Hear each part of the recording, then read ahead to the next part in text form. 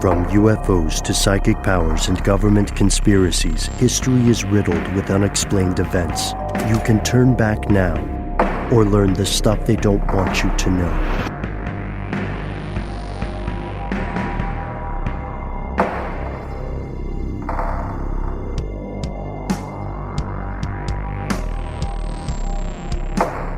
Hello, welcome back to the show. My name is Matt. Our compatriot, our better third, is on a bit of an adventure, but he will return shortly. Oh, better third? Crucial third.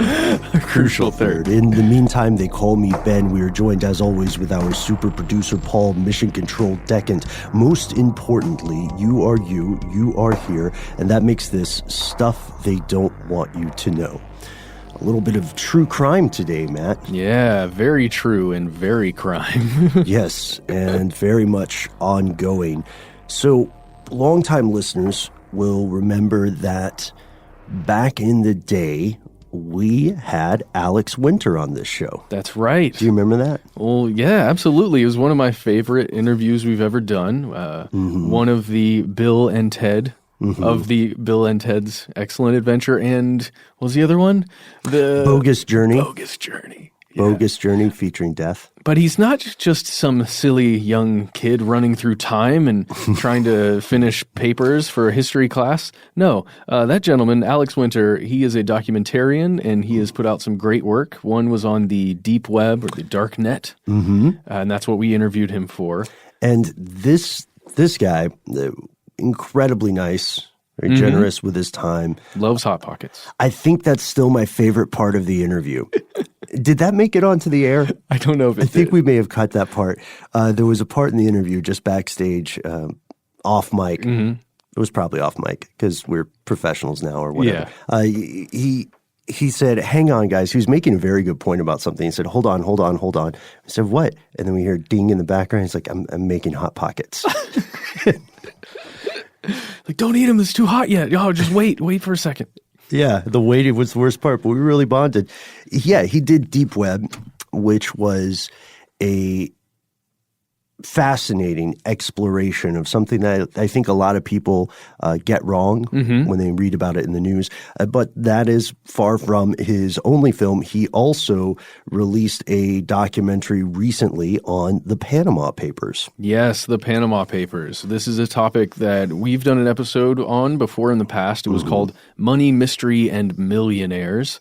It was a very alliterative phase for us. Yeah, it was. But the Panama Papers is a very serious thing. It was a leak, the largest leak in human history. Something around 11.5 million files from dating back to the 70s to 2015 or so. That's 2.6 terabytes of data detailing these secret financial relationships and attorney-client privileged information, the kind of stuff you would never ordinarily see. Yeah, it was you're talking about shell companies and offshore accounts and secret just money moving, almost laundering, almost. In some cases, it was definitely laundering. Yes. So this all comes from a law firm in Panama called Mossack Fonseca. Yep, that's the one. And so you might wonder, well, why on earth would someone at Mossack Fonseca send out that much information? Well, there was a person who was identified as John Doe. They were given to a German newspaper by this anonymous person. And then there was a landslide, essentially a very secretive landslide of information and people investigating kind of in the shadows because this seemed like very dangerous stuff to have.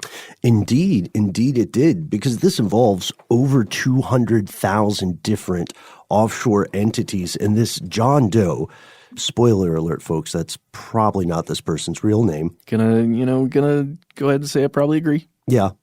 I wouldn't ordinarily profile.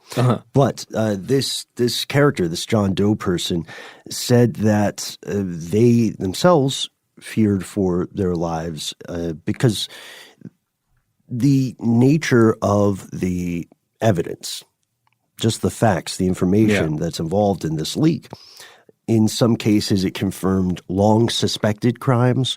We know this person is maybe doing something very white collar, like tax avoidance. Yeah. But we can't quite prove it. We can't quite follow the money due to different countries' ways of handling financial transactions. That's a big thing. Yes, and these types of financial transactions, a lot of times in our minds, I think collectively, we think of this as something that maybe a drug lord would participate in, maybe somebody who is doing some kind of illegal activity that needs to, like we said, launder money for some reason. But what we found out in these Panama Papers is that these kinds of activities are just kind of par for the course for anyone who has enough money. Yeah, above a certain threshold, it is normalized to engage in these sorts of practices. And in our previous episode, which you absolutely should listen to if you haven't checked it out yet, in our previous episode, we explore how the German paper came to find the safest way to disseminate and analyze this info. Yeah. We also found just how many people had been, to your point, Matt, how many people had been named. These financial movements through shell companies involve athletes, involve bankers, involve criminals, as in like drug cartel overlords and stuff. But it also involves politicians. British Prime Minister David Cameron was implicated in this. Yeah. And the Icelandic Prime Minister, Sigmundur Gunnlaugsson, had to resign. I believe he ultimately stepped down. Also, a lot of these transactions that we see, moving money from one shell company to another to get the best tax position, that stuff's legal. Yeah. It's a legal thing. Yeah, then what are you going to do about it? Right. I mean, it's just we're the big players of the world, and this is what we're doing. If it's proven to be tax avoidance, then it's illegal. If it's just moving money around to make sure it's safe in Switzerland somewhere or Panama, it's fine. Sure, it's just gambling, and Vegas, baby. That's probably what people say. That's what they all say in Panama. Vegas, baby. That's what they all say. That's what they all say in the country of Panama. Yeah, they all say Vegas, baby. Why is this a big deal, though? If these things are legal, if it's just a depiction of a confidential yet still legal financial process, what gives? Where's the beef? Well, because not all of it is legal. That's right.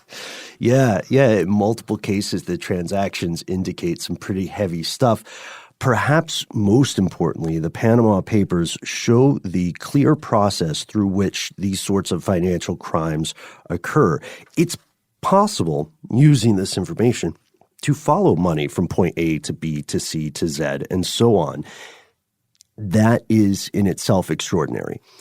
So from a criminal perspective, this exposes a large industry built entirely to hide money, whether it's a legal form of tax avoidance, whether it's out-and-out fraud, whether it's bribery disguised as a loan, which I thought was interesting. Yeah, and I think you're hitting the nail on the head here, Ben. It's not even so much about the players that are essentially the clients moving money. It's about the system like at Mossack Fonseca that was built to do this thing. The giant, I don't know what we call it, the machine that ends up processing everything. That can be dangerous. Yeah, that's what I'm thinking too. So, for instance, let's go with an automobile analogy. Okay. All right. So, the people riding in the car are the people named in these transactions. Got it. Gasoline or petrol or whatever is the money. Just got to pump it in, okay. Mm-hmm. And what the Panama Papers showed us was the engine. It took us under the hood, and so we see how the money moves, and we know it takes these people to certain places, right? I don't want to overthink this comparison. Maybe the passengers are the money. Okay. The engine is the machine that's moving it to somewhere because the money is going places, right? Yeah, okay. Then... And you're spending money to do it. Yes, okay. That's right. So the money is also the gas. Okay. Let's get a whiteboard. Paul, do we have a whiteboard? Wait. Paul's been writing all of this down. He's just been etching it into the wall. Oh wow. That's very helpful. That's great. We are going to have to replace that, though, Paul. Jeez. No, it needs to be transparent. This terrible comparison we've created should exist for all time. It wasn't that bad. I thought it was okay. It was great. But the release of these papers was not great for the folks involved. It was not all sunshine and rainbows on their end. No, absolutely. And you can kind of feel that Ben and I are having fun in the studio, and this is one of those topics that is going to get very heavy. I think that's something that, Ben, you and I do when we're talking about something that's pretty heavy. Just give a little lightness to it, but prepare yourself. That's true. That's true. This is a bit of the I used to call it the NPR story formula, but it's not really NPR. It's more programs that are on NPR, like The Moth or something. So what you do is you start out with a lighthearted statement or something very bold in one sentence. Got it. And then you save the heavy stuff for the turn at the end. And this is where we're approaching the turn to our second half, folks, because when that German paper, Süddeutsche Zeitung, received the original leak and they realized the size of the stuff they were dealing with, they started, as you said, Matt, secretly asking for help throughout the journalistic community. Yes. Because we need multiple sources to confirm this stuff is true. First off, do we know this is even real? If so, how? That's a long, arduous, tedious process. And John Doe complicated it because John Doe, fearing for their life, had certain conditions. Yeah, they could only he could only communicate with them and them back through encrypted channels, which is, I would say, kind of standard for this kind of thing. Is very Edward Snowden in a way, almost like digitally putting your cell phone in the freezer. They could also never meet face to face, so neither side would know exactly, I guess, who they were talking to. Well, in this case, I'm sure John Doe knew some of the names of the journalists. And you could definitely see through his actions just how scared this John Doe was about his actions and about the power that these papers held. And as of today, we still know very, very little about this individual or this group of people pretending to be an individual. We simply know that they treated this situation with enormous gravity, and we still publicly don't know their motivation for disseminating this knowledge. But as it turns out, John Doe, whoever he or she or they may be, was absolutely correct. This was indeed a life or death situation. And the story continued after we did our original episode. So what do we mean when we say life or death? We'll tell you after a word from our sponsor.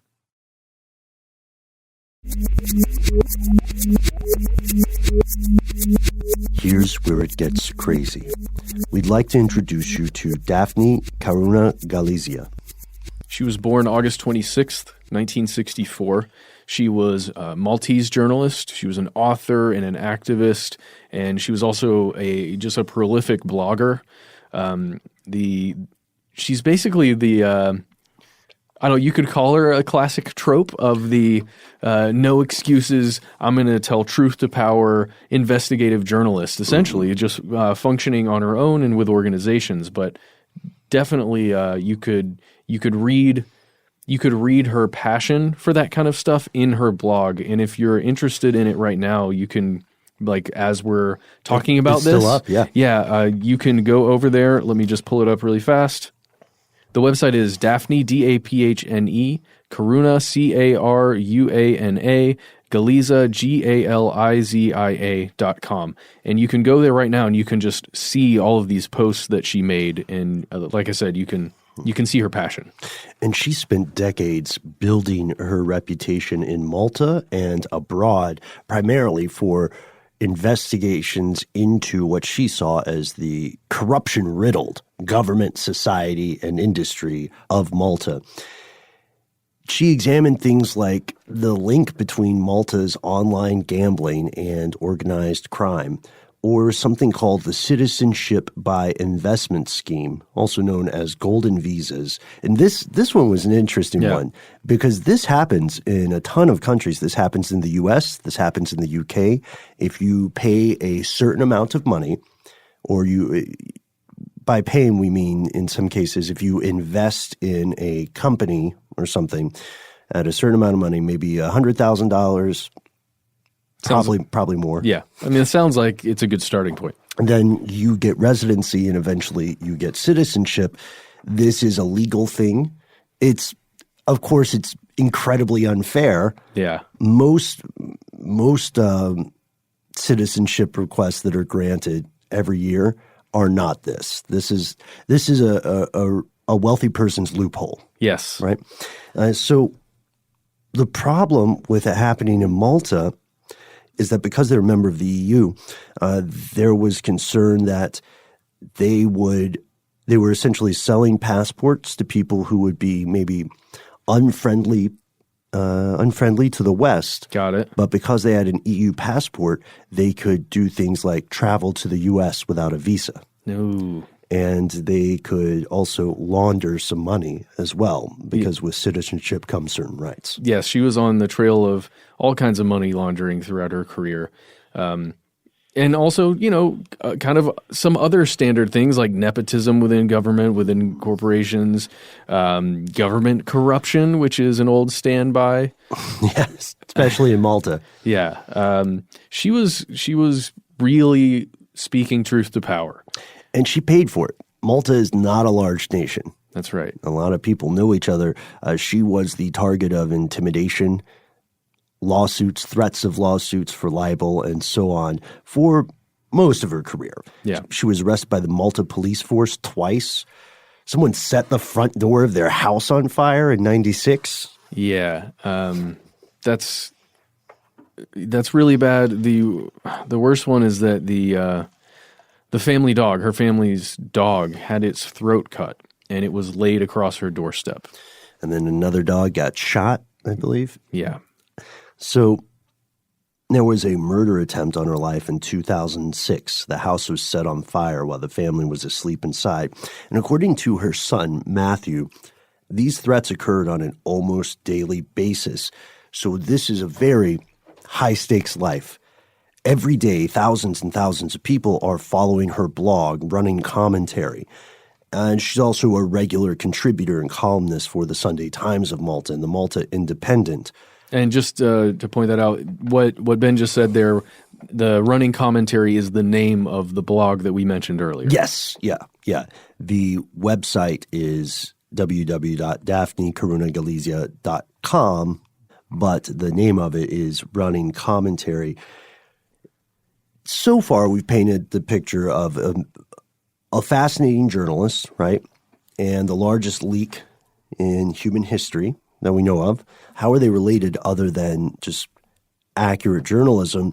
They're related because it turns out that Galizia was the first person to learn about Panamanian companies involved in various crimes by Maltese nationals. Yeah. And specifically politicians, active politicians in power. And she had put these pieces together before the Panama Papers leaked. They were transmitted to the German paper in 2015. They went public in 2016. But she had figured out some aspects of this, and the stuff she had figured out was confirmed by these Panama Papers leaking. Yeah. So back in February 2016, she was talking about this guy, Conrad Mizzi, or Mizzi. He was a Maltese government minister, and he had connections, or at least she's hinting that he had connections to New Zealand and Panama. Two of the places that we found in the Panama Papers were laundering money, or at least involved in some of those things. And then apparently Mizzi, revealed the trust just 2 days after she started hinting at this stuff. And he was claiming that it was meant to manage his family's assets, which is one of his involvement with these things. Sure. And that is one very common thing that we see. The very, very wealthy a lot of times have assets that are tied up in familial relations, right. Inheritance, things Sure. like that. Massive amounts of money. And they have to be protected, and it's okay. All right. I'm just trying to be nice. Yeah, I get it. That same month, though, in February, this journalist also revealed that the Prime Minister's chief of staff, a guy named Keith Schembri, and the Prime Minister is Joseph Muscat at this time, owned a similar trust in New Zealand, which in turn held a Panamanian shell company. The leak confirmed that Mizzi Conrad Mizzi owned a company called Hernville Incorporated, and that Mizzi and this guy Shembri had also opened another company, Tilgate Incorporated. These companies were owned by the Orion Trust New Zealand Limited, which are the same trustees of Mizzi and Shembri's New Zealand Trust and a couple of other things. Yeah. So again, that sounds really confusing. Sure, yeah. Basically, these guys opened front companies or shell corporations, not necessarily front companies, those are different things, but they're shell corporations that exist in these other countries, and that's what we know, right? For sure. That's what we know. That is proven. That is true. And again, Galizia was the person who exposed this information in Malta. And she continued in 2017. She alleged that another Panamanian company called Agrant was owned by Michelle Muscat, the wife of the prime minister. These allegations are what ostensibly compelled Muscat to call general elections in 2017, and he still won. He still won the election. Yeah. The last blog post that Galizia leaves, or the last sentence of the last blog post that she would ever write, says, "There are crooks everywhere you look now. The situation is desperate." Then on October 16th, 2017, it was the last time Daphne Caruana Galizia saw his mother alive. This is her son. Mm-hmm. She was out running errands. She was just heading to the bank in her car. It was a gray Peugeot 108. It's a type of vehicle. And apparently a government minister had gotten the courts, perhaps out of some kind of backlash. I don't know. But he had gotten the courts to freeze her bank accounts, and she was intending to fight for access to her funds because it's her money.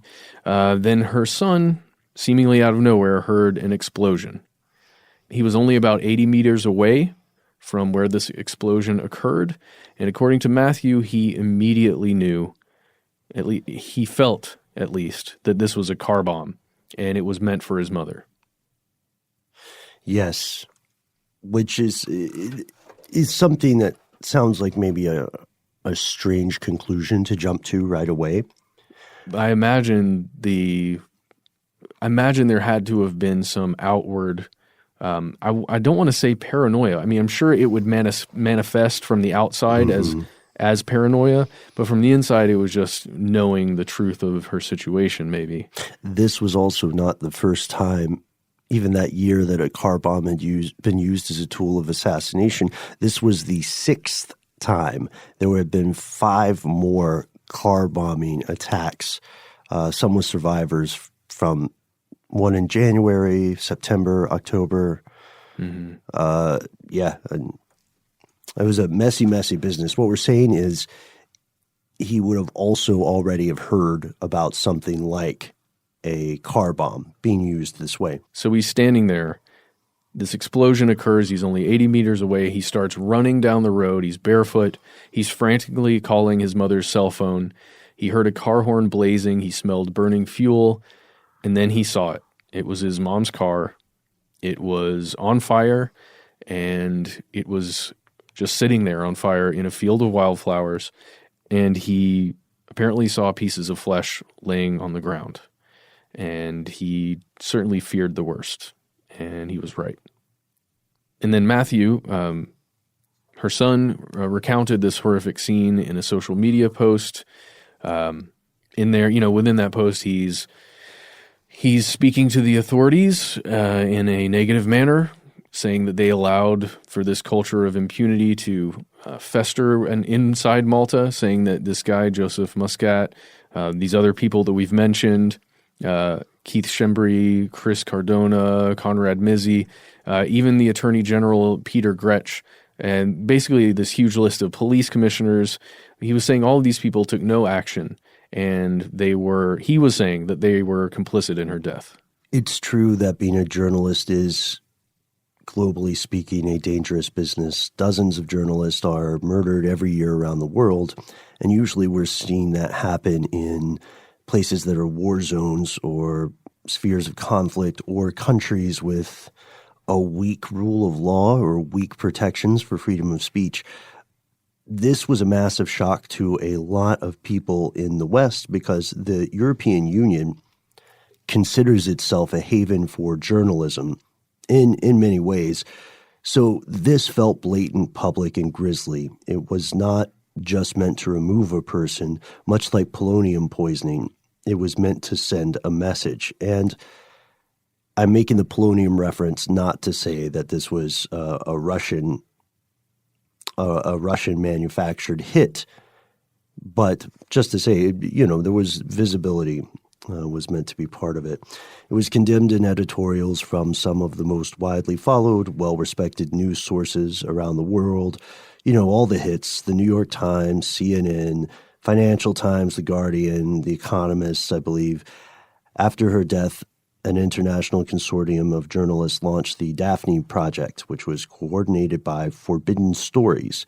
Forbidden Stories is a Paris-based organization dedicated to continuing the work of killed or imprisoned journalists.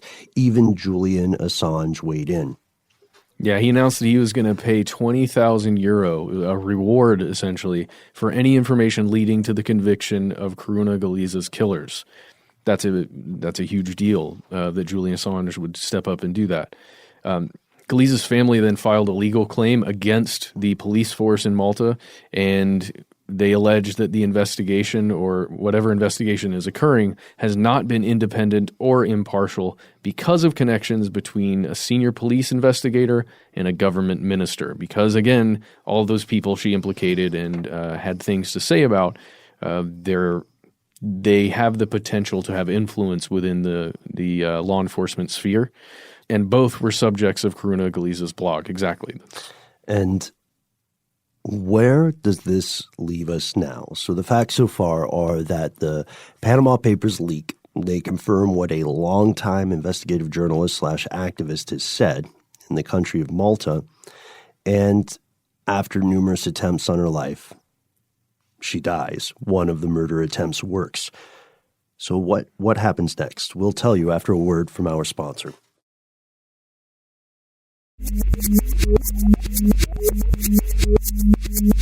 So fast forward, 10 people were arrested in raids at dawn on December 4th, 2017, in relation to this murder investigation, which was at the time quite controversial because the journalists around the world and journalist support associations, the survivors of Galizia's death, they all are convinced that there is a cover-up afoot, and you can't really blame them.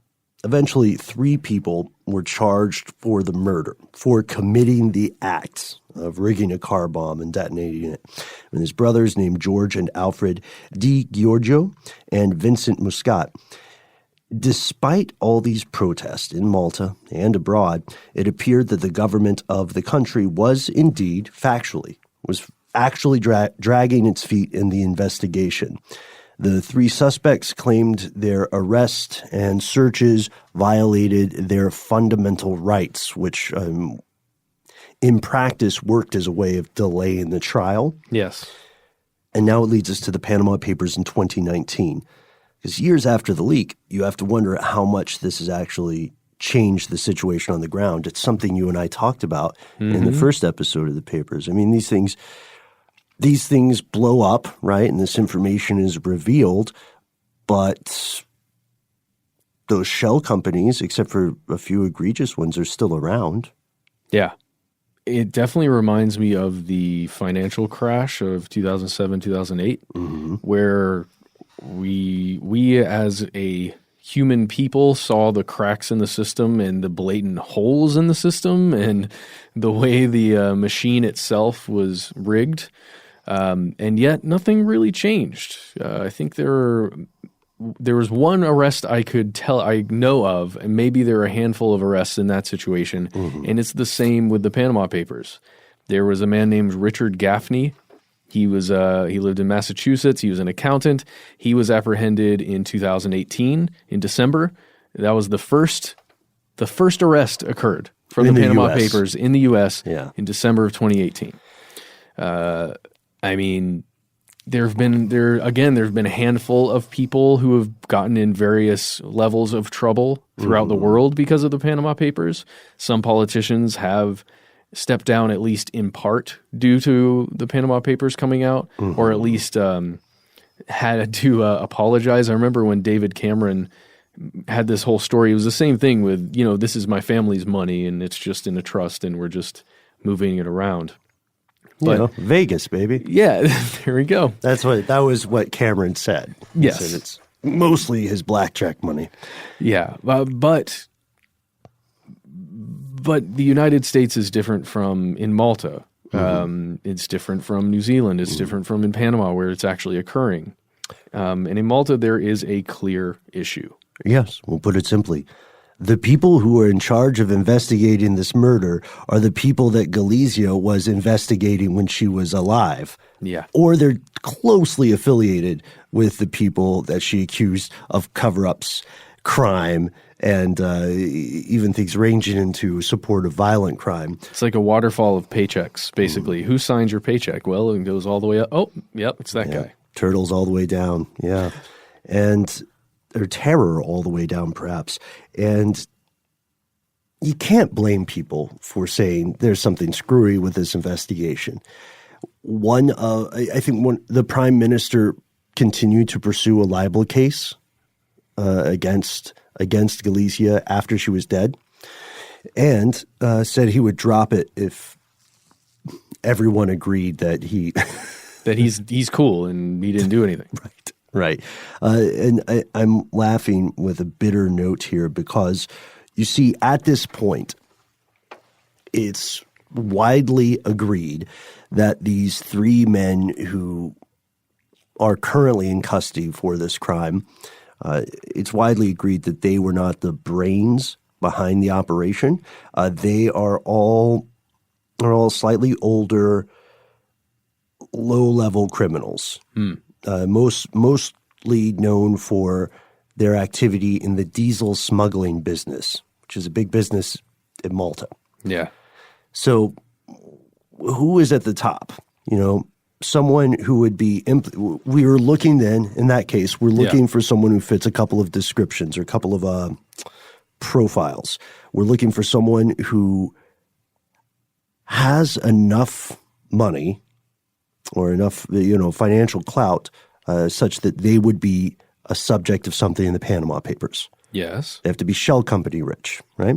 Probably not an elected official. It might be a one step removed from an elected official. Sure, yeah. It might be somebody who bought a passport. Who knows? And travels internationally. But they're somehow involved in Maltese business because otherwise Galizia wouldn't have run up against them. You know That's what I mean? So it's someone who is probably on an international sphere, maybe in politics, but definitely closely related to someone in politics. Let's say they, at the very least, have an interest in Maltese governance, right? Or some regulations. And they're not the type of person to go out and rig a car bomb themselves. They probably, or quite possibly, not to be unfair to this horrific excuse for a person, but they probably don't know how to rig a car bomb. I would agree with that. So the investigation and the cover-up continues. We mentioned earlier these three criminals had said their rights were violated. As of February 2019, when we're recording this, it seems that the trial may finally begin. That's right, begin. Yeah. And it's good, right? That was 2017 when they argued that their rights were being violated. Now, 2 years later, the investigation is going on. The police are actually trying to find more suspects connected with the murder. So trying to go up that chain to see who actually ordered it. And this includes people who are suspected to be linked with the commissioning. That's like we said, not the putting together the bomb, but the commissioning of the bomb.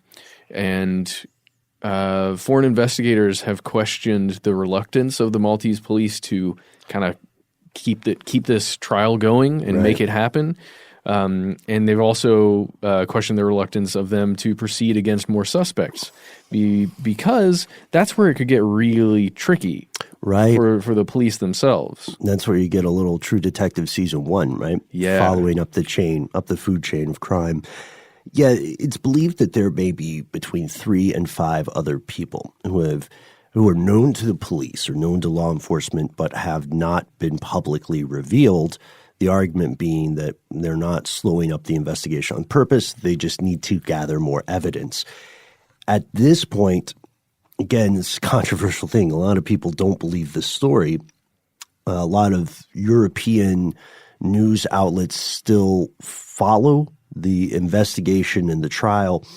There's an Italian daily paper called La Repubblica, and it's been following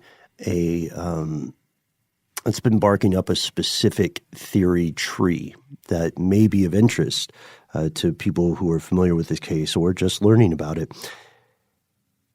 The suspects in the murder, the diesel fuel smugglers, which again seems a very strange and specific type of crime, they apparently, according to this paper, have a connection with someone called Christian Cardona, Malta's current Minister of Economy Minister. In the weeks leading up to Galizia's assassination, this guy, Christian Cardona, was spotted in a remote bar on Malta twice with one of the guys who was later charged with detonating the car bomb. Cardona responded, calling this report baseless conjecture and outright fabrication. Officially, Kurt Ferrugia, spokesperson for the Maltese government, stated, "The government is confident that anyone else responsible will be found and brought to justice. We continue to support all efforts by the police and investigating magistrate to find the truth. Malta is committed to upholding human rights, freedom of speech, the protection of journalists, and the rule of law." Whoa. Who doesn't agree? Sounds like great PR. But, Galizia's family does not agree with this, I think, fairly obviously.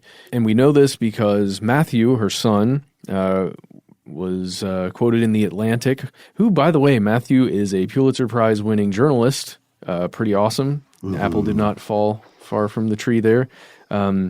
But Matthew and his 2 brothers have been lobbying European lawmakers and all these international organizations for months and months and months, trying to call attention to problems within the investigation itself.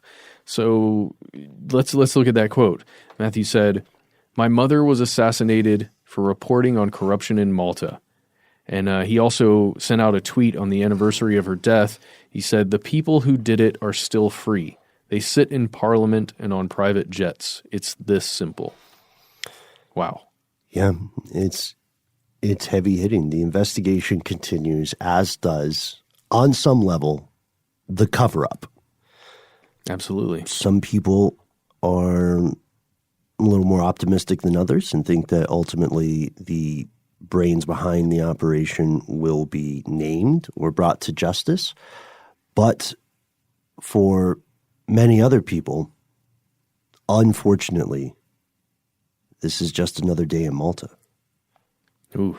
I know, not to sound Chinatown about it. Well, and it's also another day in the upper echelons of power and influence. That's true. That is absolutely true. At this point, that's where the story ends for now. It continues, and hopefully one day we can come back with an update showing that justice was served. But for now, we want to hear from you. Why do you think these financial crimes and these sorts of assassinations come and go so quickly in the news? Why do you think there's not more following up on the Panama Papers here in the United States? Yeah, please. We want to know those things. Do you think it had something to do with the connection or maybe a crossroad somewhere between politics and organized crime? Mm-hmm. We'd like to hear from you. If you know anything, be very careful about writing to us, but we would love to hear it. If not, send it to a journalist somewhere within your country. Just do it carefully. Mm. If you want to find us on social media and connect with us that way, We are at Conspiracy Stuff in most places, at Conspiracy Stuff Show on Instagram. Ben, you have a personal Instagram? That's true. It is at Ben Bolin in a burst of unbridled creativity. At Ben Bolin HSW? No, it's at Ben Bolin. Oh, that's awesome. I am not, I have one, but you will never find it. Ha ha ha ha ha. Right.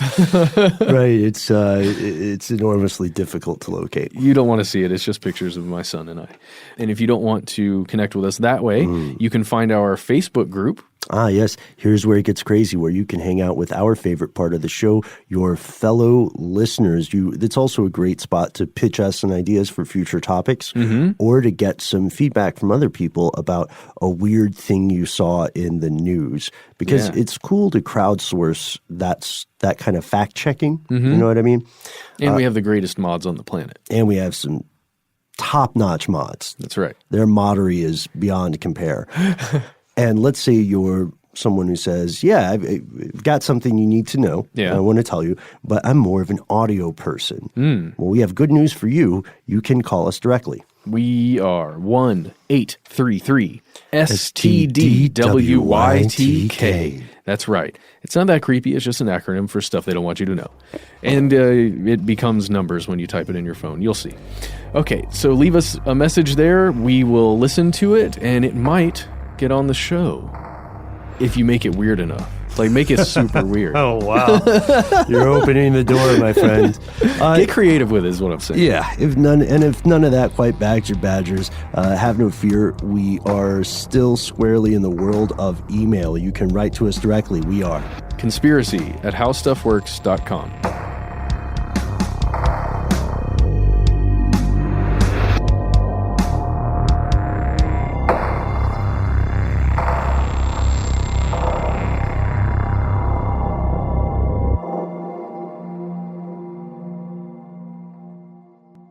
Stuff They Don't Want You to Know is a production of iHeartRadio's How Stuff Works. For more podcasts from iHeartRadio, visit the iHeartRadio app, Apple Podcasts, or wherever you listen to your favorite shows.